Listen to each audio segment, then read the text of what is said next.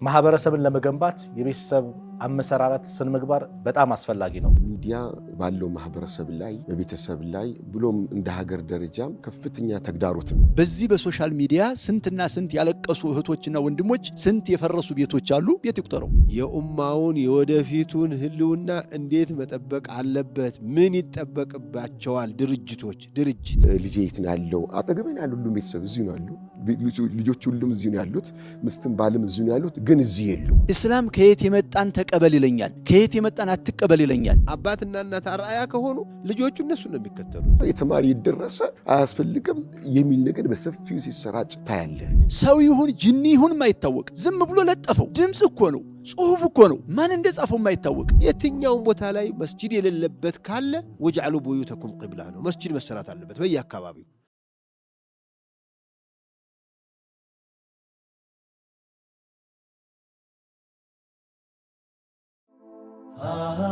بسم الله الرحمن الرحيم الحمد لله رب العالمين والصلاة والسلام على رسول الله وعلى آله وصحبه وسلم تسليما كثيرا أما بعد السلام عليكم ورحمة الله وبركاته ودنا የተከበራችሁ የአፍሪካ ቲቪ ተከታታዮች እናቶች አባቶች ወንድሞች እህቶች እንደቆያችሁ እንደሰነበታችሁ ሰላማችሁን በያላችሁበትና አካባቢ አላህ ያብዛው አላህ ይጠብቃችሁ አላህ ይጠብቀን።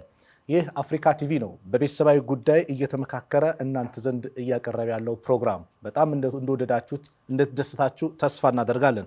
ከነዚህ መሻይኾቻችን ጋር አሁንም የምናቀርበው ፕሮግራም ዛሬም ይቀጥላል። ቤተሰባዊ ጉዳይ ላይ እጅግ አስፈላጊ ነው።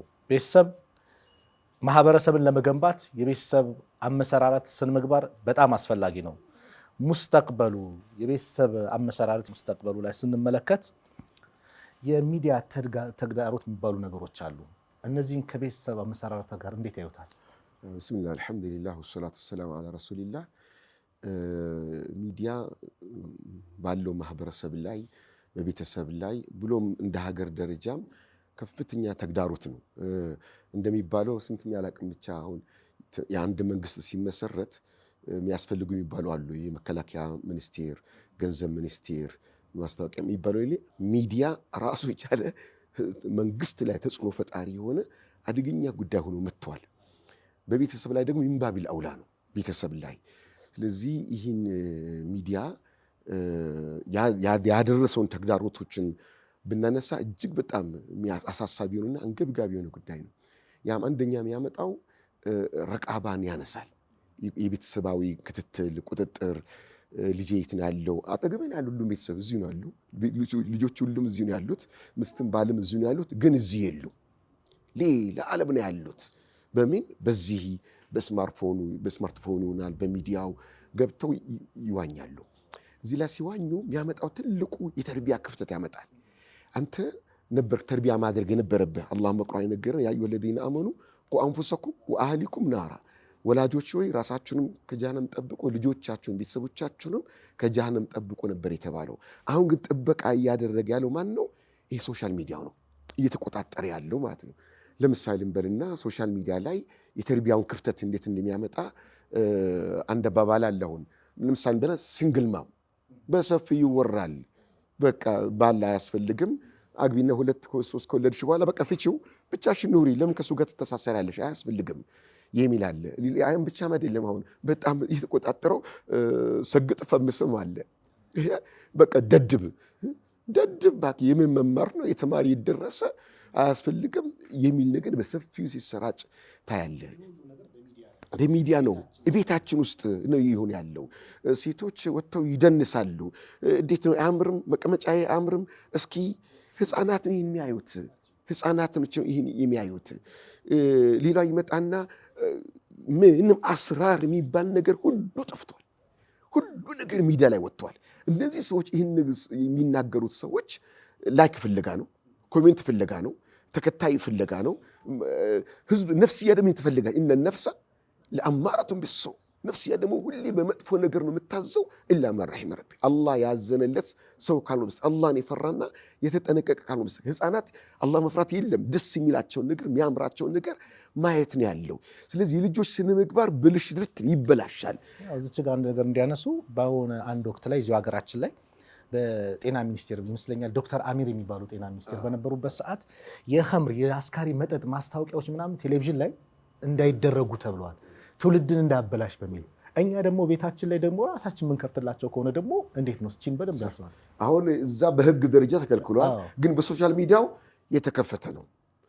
ስለ መጠጥ አይነት ይወራል፣ ስለ ይሰክራል፣ ሰክሮ መቀለድ፣ መጫወት ይሁን በደንብ ነው። ይሄ ሊዋጡ ዚናው በጣም ለመናገር የሚሸመቅቅ የሚከብድ የሆኑ ቃላቶች፣ ሐሳቦች በሶሻል ሚዲያ ይሰራጭ። ይሄን ማን ይከታተላል? ልጆች ይከታተላሉ። ይሄን ብቻ አይደለም፣ እንደገና የሚያመጣው ሌላው ተግዳሮት በትምህርት አሰጣጥ ላይ ትምህርት መሳድር አለው፣ ዕልም መሳድር አለው። ከቁርአንና ሐዲስ ቢሆንም ከማን ነው የሚወሰደው? ቁርአንና ሐዲሱ ከዑለማዎች ነው የሚወሰደው። ግን እዛ ላይ ከሚወሰደ አጭር ቪዲዮ ትለቀቃለች። አይበቃም፣ خلاص ይበቃል። ምን ችግር አለው? ደስ ሲል ሲያምር ይሰራጫል። አጭር ቪዲዮ አጭር መልእክት ነው የምትሰራጨው። ወጣቱን በክለውታል። ሌላው የኢንፎርሜሽን ክፍተት፣ ሰዎች የሆነን ኢንፎርሜሽን ለማግኘት ወደ ታማኝ አካል ነበር መካሄድ የነበረበት። እንጃኩም ፋሲቁን ቢነበኢን አሁን ተበይኑ ማን ሆናል? ሶሻል ሚዲያ ሆናል። በሶሻል ሚዲያ ከወጣ ነው። ሶሻል ሚዲያው ማን ነው ከተባለ እዚህ ግባ ማይባል ሰው ቤቱ ቁጭ ብሎ የተፈበረከ ወሬ የተፈበረከ ውሸት ያ አኺ ደብለጃ አለ ተቀር ሶሻል ሚዲያ የሚለቀቅ ማለት ነው። እንዲያምር ተብሎ አንድ ሰው ዶክተር አብይን መስሎ መጥቶ ይፈልግ ነገር ማውራት ይችላል። እሱ አልተናገርም። ሼክ እከሌ ነው ቀርቦ ፈትዋ ሊሰጥ ይችላል። ያ ሼክ ያን ፈትዋ አልተናገርም። በሼኹ ድምጽ በሼኹ ምስል ተኩኖ የሚተላለፈው መልእክት ሊያ የሚሆኑበታል በዚህ በሶሻል ሚዲያ ማለት ነው። ሌላም ችግር አምንየን የደህንነት ክፍተት ያመጣል። በጣም ተጨባጭ ሆነ ማለት ነው። ያውን ታውቃላችሁ፣ ይሄ በረቅም ነው፣ በኢንተርኔት ነው። ባንክ ብር ይሰረቃል፣ የባንክ ብር ይሰረቃል። ስንቴ ሌቦች ይደውላል። እንግዲህ ያልተደውለት ካለ አላህ አለም ከእናንተ ውስጥ ብዙ ይደውላል። ከባንክ ነው የምንደውለው፣ ሞባይል ባንክ ከፍታችኋል፣ እንደዚህ ነው ብለው ምስጢር ቁጥሩን ይነግራሉ። ከዛ ብሮ ልም ይወሰዳል። ስንቴ ነው ንግድ ባንክ የሚያስጠነቅቀው? ያን ብቻም አይደለም፣ እንደገና ወደ ውጭ ሀገር እንወስዳለን፣ የትምህርት እድል እንሰጣለን። ይህን ተከታተሉ እንዲያርጉ ብር ስንቴ የተብሉ ሰዎች አሉ። ብር ይህን አክል ብር አግቢ፣ ከዛን ቪዛ ይመጣልሻል። ቪዛ ሊወርድ ይሄ ሁሉ ቢሆነው በዚህ ነው። ይሄን ብቻ አይደለም። ምንድነው ይሄ አንድ ብር አለ፣ ምንድነው የሚባለው? የረቅምይ ነው ብር ነው፣ ረቅምይ ነው፣ ያ ገንዘብ ነው። ሰዎች በዛ ነው የሚገባዩት። መንግስት አያውቀው፣ የሚዳኝበት ቦታ የለ፣ ባለቤቱ ማን ነው የሚታወቅ ነገር የለም። ምንድነው የሚባለው? ቢትኮይን ይባል አለ፣ የገንዘብ አይነት ነው። የት ነው ያለው? ሶሻል ሚዲያ ላይ ነው ያለው። ይሄ ብቻ አይደለም፣ እንደገና እንትንም አለ። ይሄ ምንድነው? ቲያንስ የሚባል ይሄም በሶሻል ሚዲያ ነው ሰውን ቀውጥ እያደረጋለሁ። ሌላው ለውሸት የቀረበ ለማታለል የቀረበ ለማጭበርበር የቀረበ ወንድ ሆኖ እንደ ሴት ያናግራል። በሜሴጅ ሊሆን ይችላል፣ በደርደሻ ቻት እያደረገ ሴት ሁና ወንድ ሁና ታናግራለች። ባለ ትዳር ሁና ትዳር የለኝም ያለች ታወራለች። የቤተሰብ ፍቅርን ሁሉ ያናጋል። ዝም ብሎ ሴት ሁና ጥሩ ፎቶ ያደርጋሉ እንትኗቸው ላይ። ከዛን ስታምሪ ቆንጆ ነሽ ይላል። ባሏ አንድም ቀን ቆንጆ ያላላትን ሴት ሌላ ጀን ይወጣና ቆንጆ ሲላት خلاص ከባለ ያላገኙት ፍቅር እዚህ ላገኙት ትኮበልላለች። የስንቱን ትዳር በጥብጧል። ነፍስየን ስነ ልቦና የሚያመጣ አደጋ አለ። ደብልጅ አድርጉ። ምናልባት አይታችሁ ቆዳ አላቅም የሆነ ነገር አመጣውን የሚያስደነግጥ ነገር በድንገት ቡጉ ሲል ስንቅጥ በዛው ከፍንድትን የምትለው ድንገተኛ ማስደንገጫ ነገር ማለት ነው። ከዛ ማታ ሳተኛ ታድራለህ እያስጨነቀ።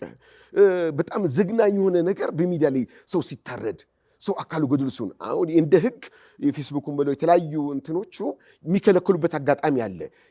ሰውን ስነ ልቦና የሚጎዳ ነገር አይሰራጭም። ግን ሾልኮም ይወጣል።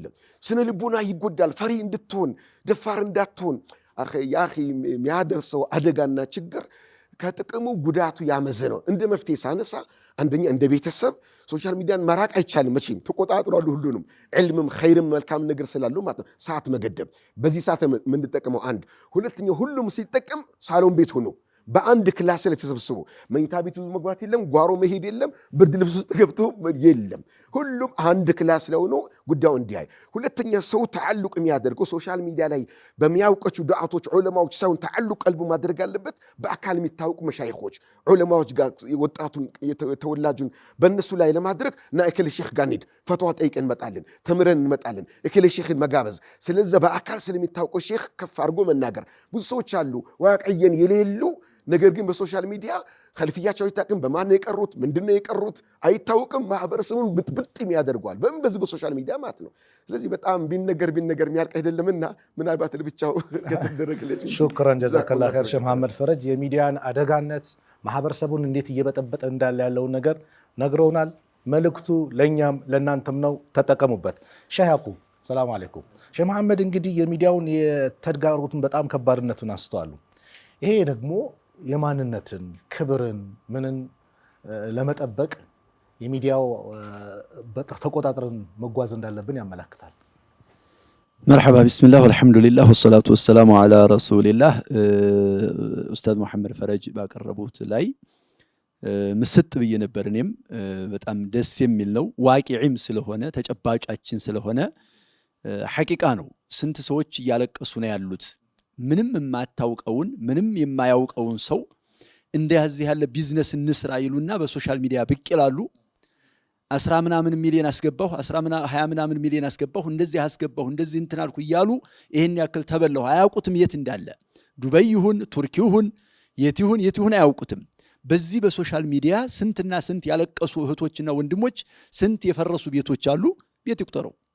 ይሄ ከባድ ነውና ጥንቃቄ ያስፈልገዋል። ጥንቃቄ የሚያስፈልገው በምንድን ነው? ማንነትን በመጠበቅ ነው። በሂማየቲል ሀዊያህ ነው። የኛ ሀዊያችን ምንድን ነው? ሀዊያ እስላሚያ የእስልምና መታወቂያችንን መጠበቅ ነው። መታወቂያችንን ስንጠብቅ በሁለት አይነት ነው።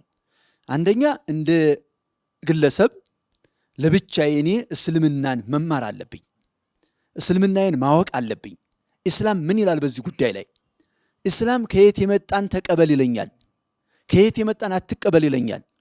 ያ አዩሃ الذين آمنوا ሱረቱል ሁጁራት ሱረቱል አኽላቅ የምትባለው ምዕራፍ በደንብ አስቀምጣለች። ወሬ ከመጣላችሁ ከፋሲቅ ፈተበየኑ። ፋሲቅ ያንኮ ሰው ታውቋል፣ ግን ፋሲቅ ነው። ፈተበየኑ ይሄ ማንነቱ የማይታወቅ ሰው ይሁን ጅኒ ይሁን የማይታወቅ ዝም ብሎ ለጠፈው ድምጽ እኮ ነው፣ ጽሁፍ እኮ ነው፣ ማን እንደጻፈው የማይታወቅ ይህንን እስልምናው አያዘንም።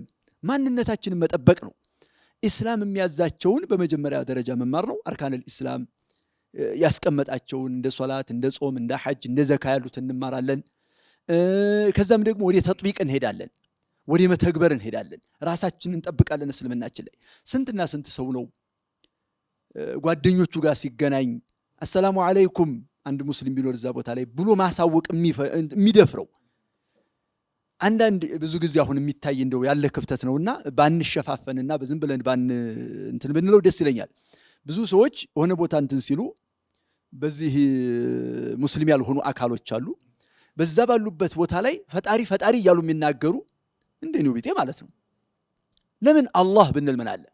ፈጣሪ ከሚለው ቃል በላይ እኮ አላህ የሚለው ቃል መሽሁር ነው።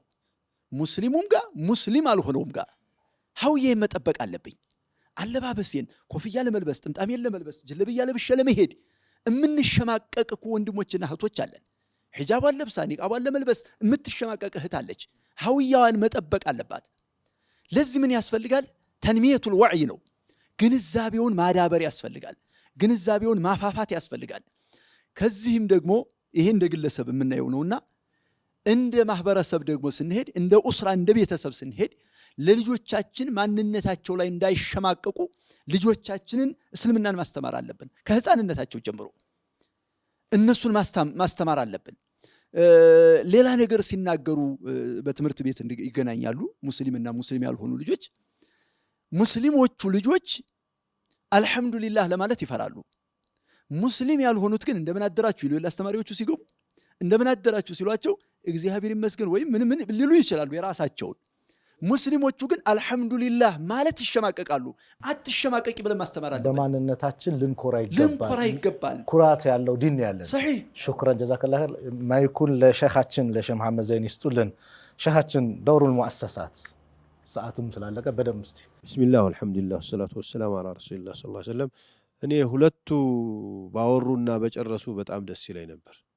እኔንም ስለማታስጨርሱኝ እንዲያው ባልነካካ ደስ ይለኝ ነበር። ለማንኛውም ወንድሞቼ ባጀመሩት ልቀጥልና የተዋሱል الاجتماعي የኢዕላም የምናምን አሁን ያለንበት የገባንበት ውጥንቅጡን ሼክ መሐመድ አንስቷል። ሼህ ይሄ እስቲስላም ላለንበት ለተጨባጫችን ነገር እጅ መስጠት ደግሞ አደገኝነቱን ሼህ አንስተዋል። እኔ ሙአሰሳት እስላሚያ የኡማውን የወደፊቱን ህልውና እንዴት መጠበቅ አለበት፣ ምን ይጠበቅባቸዋል ድርጅቶች። ድርጅት ሙአሰሳት ማለት ድርጅት ማለት አይደል? አዎ ድርጅት የሚጀምረው ከቤተሰብ ነው። አባትና እናት፣ ወንድምና እህቶች ቤተሰብ መስርተዋል። እነዚህ ቤተሰቦች ናቸው። እኒህ ቤተሰቦች የወደፊት የኡማውን ህልውና መጠበቅ አለባቸው። እንዴት ነው የሚጠብቁት? መጀመሪያ ራሳቸውን በመጠበቅ አርአያ በመሆን አባትና እናት አርአያ ከሆኑ ልጆቹ እነሱን ነው የሚከተሉት። إذا كان رب البيت على الدف ضاربا فشمة أهل البيت كلهم الرقص إلى العرب على ما عوده أبوه على ما كان عوده أبوه ልጆች አባትና እናት ያሏቸውን ነው። አባቱ የሚሰክር ልጁ ቢጨፍር ልጁ ቢያጨስ ቢቅም ምን ይገርመሃል? ያያየውን ነው። እንደውም ስልጣኔ ነው ብሎ ነው የሚያስበው። እና ከወላጆች አንዱ የመጀመሪያ አርአያ መሆን ያስፈልጋል። ሁለተኛ ሙአሰሳ የምንለው መስጂዳችን ነው። እኛ የሙስሊም ሙአሰሳ በየትኛውም ጊዜ ሚን አህዲ ነቢይ ሰለላሁ ዐለይሂ ወሰለም ኢላ የውሚና ሃዛ መስጂድ ነው ሙአሰሳችን፣ ድርጅታችን። ሌላ ምንም እንትን የለውም። የትኛውም ቦታ ላይ መስጂድ የሌለበት ካለ ወጅዐሉ ቡዩተኩም ቂብላ ነው። መስጂድ መሰራት አለበት በየአካባቢው መስጂድ የሌለበት ቤተ ሰፈር ላይ ቤተሰብ አታሳድጉ፣ ልጅ አታሳድጉ፣ እናንተም አትኑሩ። ሙስሊም የሆነ ሰው በሰፈሩ መስጂድ ሊኖር ይገባል። ከሱብሂ እስከ ኢሻ ድረስ የሚሰግድበት መስጂድ፣ ቅርብ መስጂድ ሊኖረው ይገባል። እያንዳንዱ ሰፈር የግድ ትላልቅ መስጂድ ማለት አይደለም። ትናንሽ መስጂዶችም መሬት እስከሚሰጥ አትጠብቅ፣ ተከራይታችሁም ቢሆን ስገዱ። ጀማዓ መሰገድ መቻል አለበት። ልጆች ጀማዓ እየሄዱ ካደጉ አብረው ይህንን ሁሉ መፋሲድ ይቋቋማሉ። ጉልበቱ ያ ነው። ሌላው መስጂዶች ኮሚቴ አላቸው። መስጂዶች ኢማም አላቸው። መስጂዶች የወጣት ድርጅት አላቸው። አሁን አልሐምዱሊላህ ወጣት ተመርጧል እኮ ከመስጂድ ጀምሮ ወጣት ተቋቁሟል። የመስጂድ ወጣት የመስጂድ ዑለማ ተዋቅረዋል። የመስጂድ ሴቶች ተዋቅረዋል። መስጂድ ኮሚቴ የሚባል አለ። እነዚህ ሁሉ ኃላፊነታቸው የሰፈሩ ልጆች የነሱ ኃላፊነት ነው። እነዚህ ናቸው ሙአሰሳዎች የምንለው። ከነዚህ አልፎ ከዚህ በላይ የጎለበተ ጉልበት ያለው ከዚህ ያሸነፈ ከመጣ በወረዳ ደረጃ ተዋቅረዋል፣ በዞን ደረጃ ተዋቅረዋል፣ በክልል ደረጃ ተዋቅረዋል፣ በፌዴራል ደረጃ ተዋቅረዋል። ይሄ ድርጅት ይህንን ኡማ ሊጎዳው ከሚችል በሚዲያም ይምጣ፣ በትምህርት ቤትም ይምጣ፣ በማህበራዊ ህይወትም ይምጣ ሊከላከል ይገባዋል። ይሄን ያረገ እንደሆነ ነው ይሄው ኡማ ሐታ የሪሰ አላሁ አልአርድ ወመን ዐለይሃ ባለበት መቀጠል የሚችል። ጀዛኩሙላሁ ኸይር። ሹክራን ጀዛከላሁ ኸይር። ሸኻችን ማሳረጊያውን በሚገርም ሁኔታ ወጣቶች፣ ወላጆች፣ የመስጊድ ኮሚቴዎች፣ አካባቢ ላይ ተጽዕኖ ፈጣሪዎች ኃላፊነታችሁ በጣም የበረታ ነው። አባት ለልጁ የሚሰጠው አርያ ምን መምሰል አለበት? ሸኻችን ጠቅሰውታል። የሚዲያ አስቸጋሪን ከባድነት ሼህ መሐመድ ፈረጅ፣ እንደዚሁ ማንነትን መጠበቅ ደግሞ ክብርን መጠበቅ ደግሞ የኔነትን ማንነቴን እስልምናዬን መግለጽ የሚለውን ደግሞ ሼኻችን ሼህ ያዕቁብ ገልጸውታል። ሁሉንም እኔ ማብራራት አያስፈልገኝም። ሰምታችኋል።